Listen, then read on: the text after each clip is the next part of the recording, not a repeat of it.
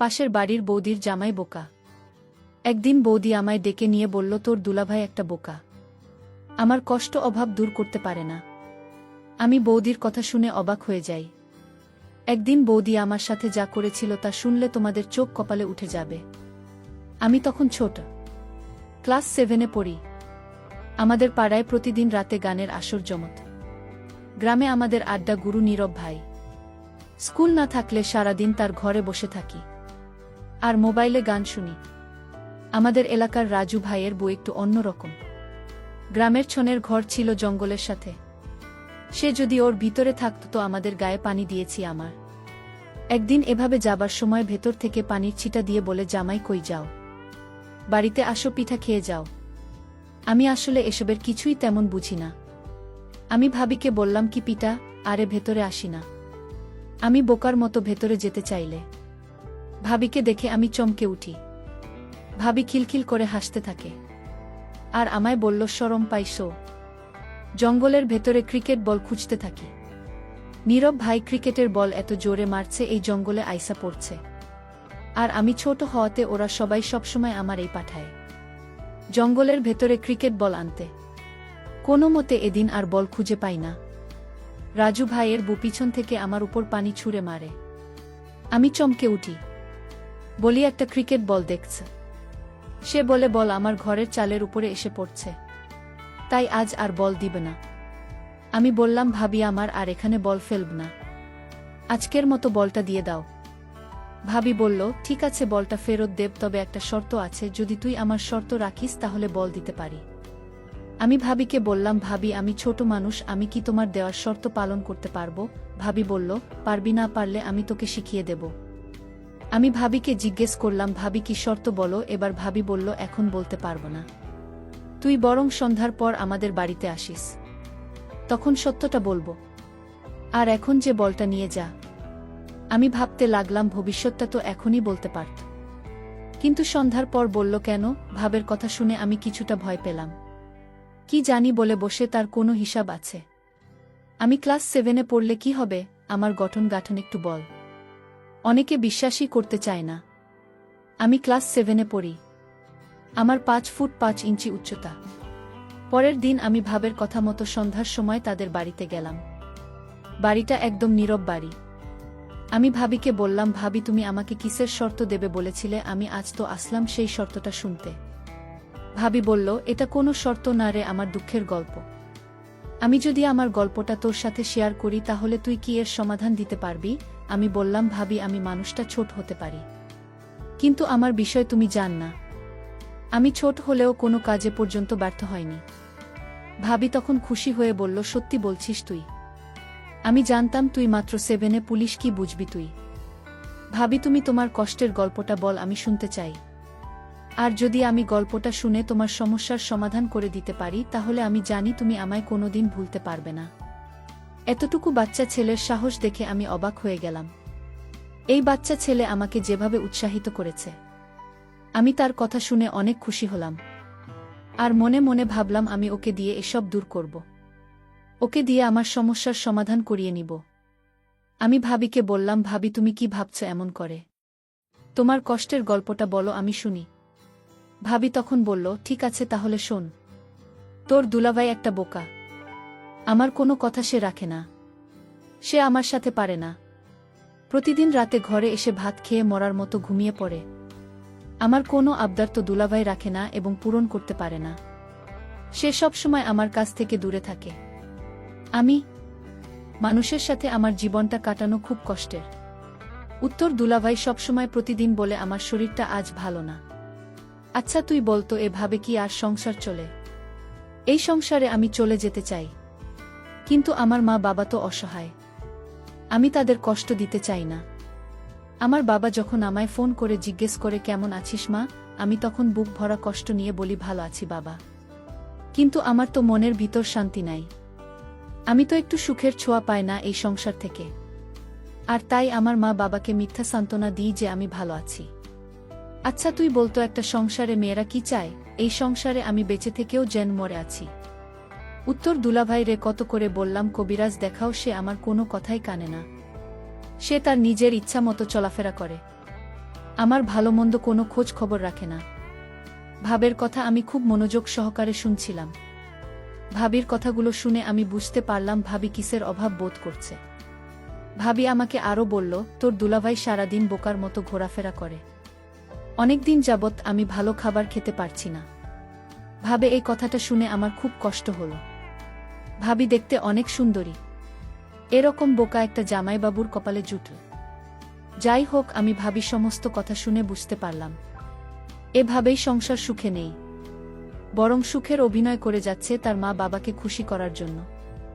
আমি ভাবিকে বললাম, ভাবি তুমি কোনো চিন্তা করো না, আমি তোমার সকল সমস্যার সমাধান করে ফেলব, তুমি আমার প্রতি আস্থা রাখো।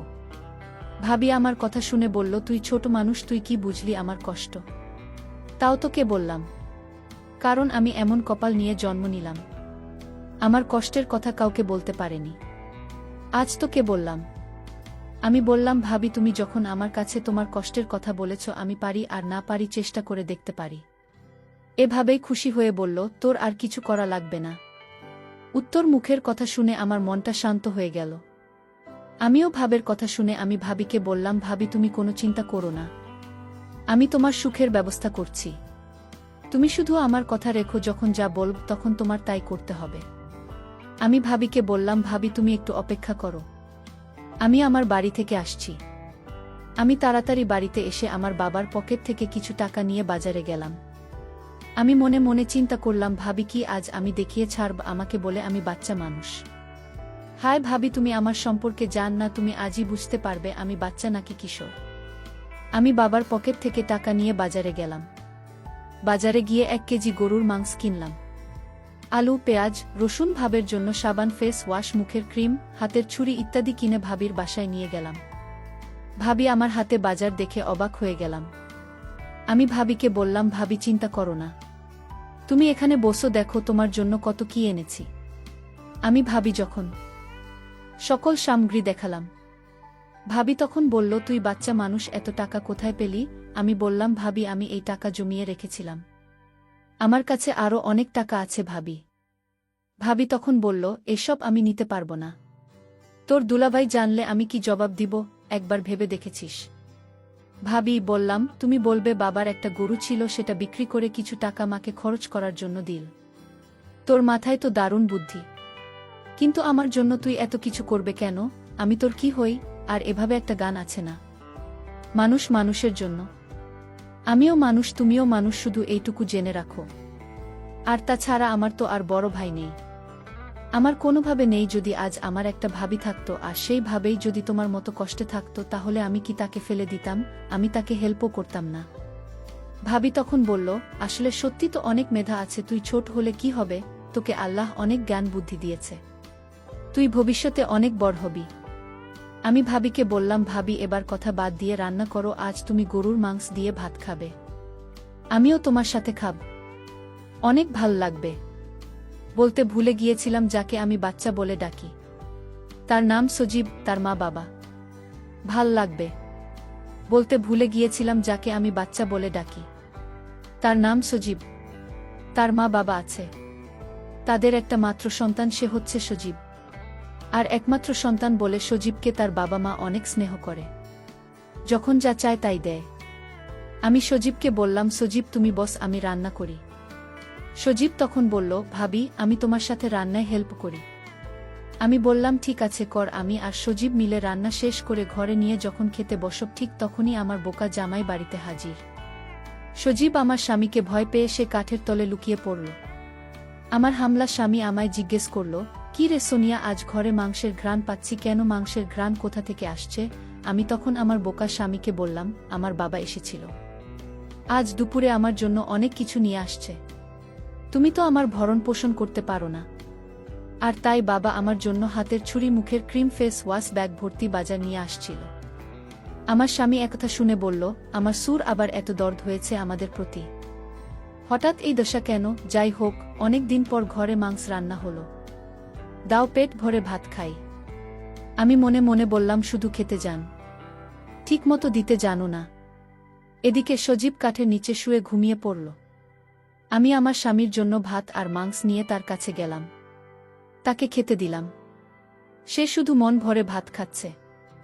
আর একটা বার জিজ্ঞেস করল না, তুমি খাবে না আমার সাথে, তুমিও খাও না।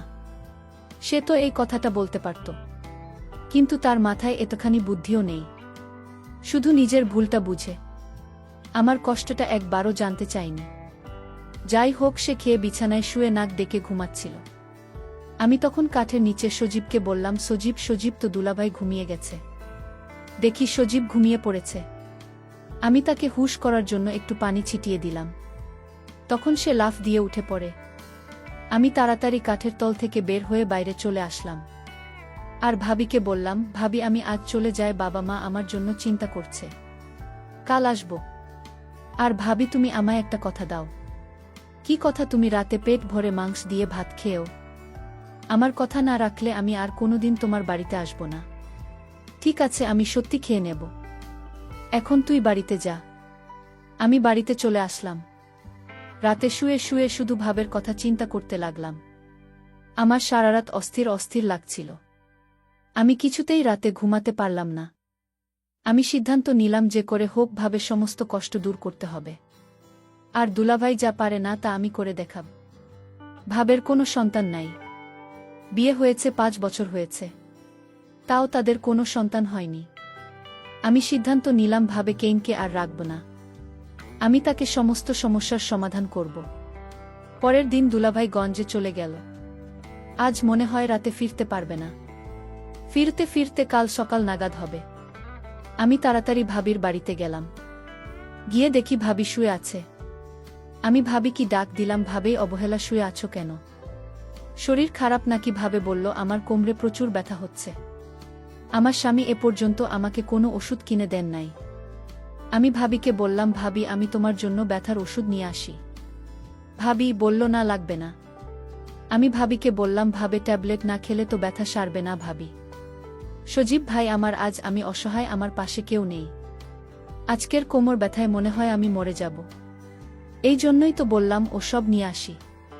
ভাবি বলল, ওষুধ লাগবে না, তুই কোমরটা একটু মালিশ করে তাহলে ব্যথাটা কমে যাবে।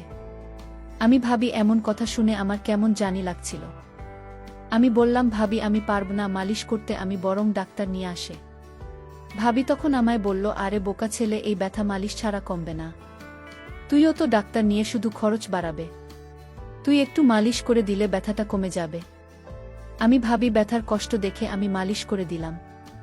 5 মিনিট পর ভাবি ব্যথা কমে যাওয়ায় ঘুমিয়ে গেল। আর আমার মনের আশা করে নিলাম। আর ভাবিও এটাই চেয়েছিল।